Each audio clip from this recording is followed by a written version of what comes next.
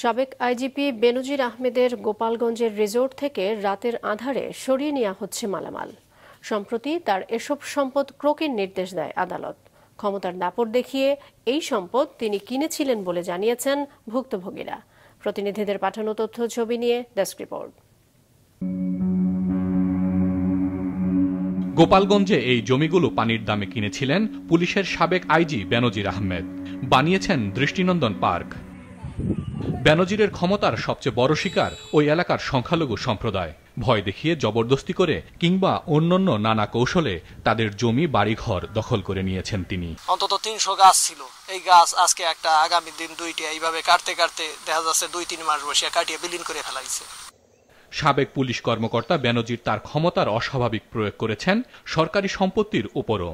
এলজিইডির প্রায় ২৫০ মিটার পাকা সড়ক দখল করে নির্মাণ করেছেন তার পার্কের প্রধান ফটক, যা সার্বক্ষণিক কড়া পাহারায় বন্ধ রাখা হতো পার্কের নিরাপত্তায়। রাস্তা বন্ধ থাকায় পার্কের পাশে ও ভেতরে থাকা নিজেদের জমি ও মাছের ঘেরে যাতায়াত বন্ধ হয়ে যায় সবার। জীবন জীবিকার পথ বন্ধ হলেও ভয়ে নীরব থাকা ছাড়া কিছুই করার ছিল না কৃষকদের। সরকারি রাস্তা সে আটকাই দিয়েছে, আমাকে ওদিকে যেতে পারিনি। আমাকে জমিতে আমরা যেতে পারি না, জায়গায় যেতে পারি না। জমিতে সব তো কোনো সমস্যা আসতে দেয় না, আর বেশি বেশি কথা কয়। ফসল করিয়া খাওয়ার মতো কোনো পরিবেশ নেই। সরকারি ভূমি হোক, রাস্তা হোক, সম্পত্তি কোনো ব্যক্তি দখলে নিতে পারে না। আমরা বিষয়টি তদন্ত করে এলজিডির সাথে আলাপ করে আদালতের অনুমতি নিয়ে এই রাস্তাটি উন্মুক্ত করার ব্যবস্থা নেব।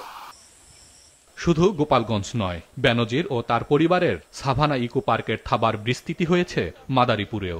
রাজৈর উপজেলার সংখ্যালঘু অধ্যুষিত সাতপাড়া ডুমুরিয়া মৌজার শত শত পরিবারের ১৭০ বিঘা জমি গ্রাস করেছেন বেনজির। তার লোভের সবচেয়ে বড় শিকার হয়েছে স্থানীয় সনাতন ধর্মী পরিবারগুলো।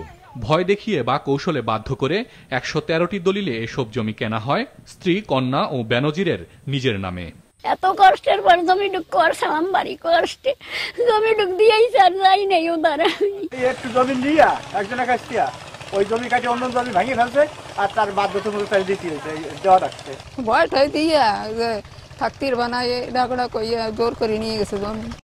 এরই মধ্যে দুর্নীতি দমন কমিশনের আবেদনে ঢাকা মহানগর দায়রা জজ আদালত বেনজির আহমেদের কেনা সম্পত্তি ক্রয়ের নির্দেশ দিয়েছেন। আমার বিশ্বাস এই ব্যাপারে ঊর্ধ্বতন কর্তৃপক্ষ তদন্ত করে দেখবে এবং ফৌজদারি আইনে তার নামে অবশ্যই তার সাজা হবে। তবে সাবেক আইজিপি বেনজিরের দুর্নীতির অভিযোগের পর নানা বিধিনিষেধের পরও সাভানা পার্ক নিয়ে নতুন নতুন অভিযোগ উঠেছে ওই এলাকায়।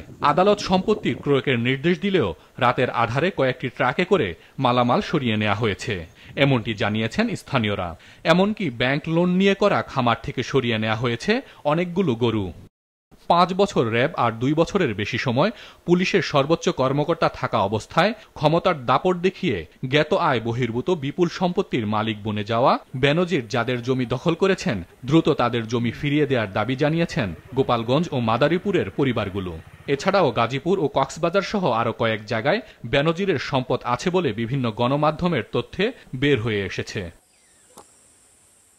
হাসান মেহেদী, মাছরাঙা নিউজ ডেস্ক।